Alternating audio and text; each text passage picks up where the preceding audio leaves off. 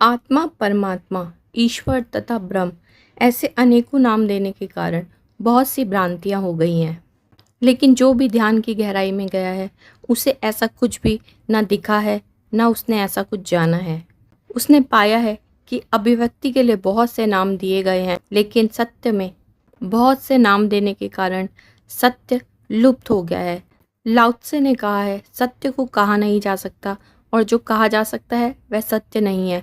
सत्य को अभिव्यक्त नहीं किया जा सकता, उसकी केवल अनुभूति की जा सकती है। यही कारण है कि आत्मज्ञानी मौन धारण कर लेता है। ध्यान समाधि में आत्मा के दर्शन नहीं होते, वहाँ केवल साक्षात्कार होता है। उस अवस्था में जो भी अनुभव होते हैं, उससे आत्मा का अनुमान भर लगता है कि यह आत्मा है। जैसे धुएं को देखकर अनुमान लगाया जा सकता है कि आग कहाँ जल रही है, लेकिन आत्मा कैसी होती है यह कह पाना मुश्किल है। इसलिए ज्ञानियों की अभिव्यक्ति में बहुत सी विविधताएं पाई जाती हैं। जो भी आत्मा के विषय में कहा गया है वह पूर्ण सत्य नहीं। लाओ त्से ने इसे सत्य का नाम दिया है, महावीर ने इसे आत्मा का नाम दिया है, उपनिषदों ने इसे तत् कहा है, बुद्ध ने अनात्मा, वादियों ने इसे शून्य कहा, ज्ञानियों ने ज्ञान, भक्तों ने इसे ईश्वर कहा है, परमात्मा कहा है, अद्वैतवादियों ने इसे ब्रह्म का नाम दे दिया। राजा जनक की अभिव्यक्ति ज़्यादा स्पष्ट है। उस अवस्था पर पहुंचकर आत्मा और अनात्मा का भेद मिट जाता है। वहां पहुंचकर सिर्फ आनंद ही आनंद बाकी रहता है। मनुष्य शांत हो जाता है और ऐसा महसूस होता है कि जिसके बारे में कुछ कहा नहीं जा सकता।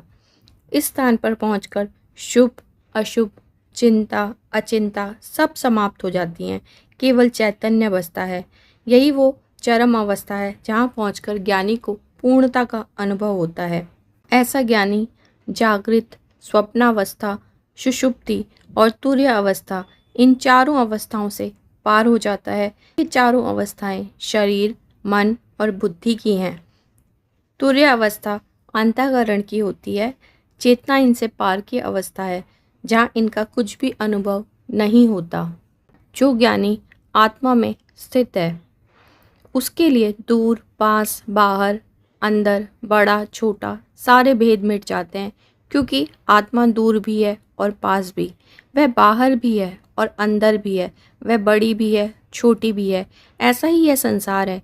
जो पिंड में है वही ब्रह्मांड में है। छोटा ही बड़े का कारण है और बड़ा भी छोटे में बदला जा सकता है। ऊर्जा और पदार्थ अलग नहीं होते, वे केवल एक दूसरे में रूपांतरित हो जाते हैं। जनक कहते हैं, आत्मा न जन्मती है न उसकी मृत्यु होती है, वह सर्वदा है। राजा जनक कहते हैं, आत्मा का न जन्म होता है न उसकी मृत्यु होती है, यह सदा सर्वदा है। आत्मज्ञानी आत्मस्वरूप हो जाने से कहता है कि ना यह मेरी मृत्यु है ना ही मेरा जन्म, क्योंकि मृत्यु और जन्म शरीर का होता है। आत्मा सदैव अजर अमर है। आत्मा के लिए लोक और लौकिक व्यवहार भी नहीं है। इन सभी व्यवहारों का संबंध केवल शरीर से है। लय और समाधि मन के लिए होते हैं। आत्मा एक है, उसका ना किसी में लय होता है ना उसकी समाधि होती है। यह सब अज्ञान से जन्मी हुई अवधारणाएं हैं जो ज्ञान होने पर स्वतः छूट जाती हैं। जो ज्ञानी पूर्णता को प्राप्त हो गया है, उसके लिए धर्म, अर्थ, काम आदि की कोई इच्छा नहीं रह जाती, क्योंकि सिद्धि प्राप्त हो जाने पर सभी साधन व्यर्थ हो जाते हैं। ऐसे ही योग और विज्ञान की भी आवश्यकता नहीं रह जाती। जब कुछ प्राप्त करना ही शेष नहीं, तो फिर इन सब का क्या महत्व। सब कुछ को त्याग कर आत्मा में स्थित होकर ज्ञानी सब पा लेता है और यही उसकी परम शांति और परम सुख की अवस्था है। यही परम धर्म है।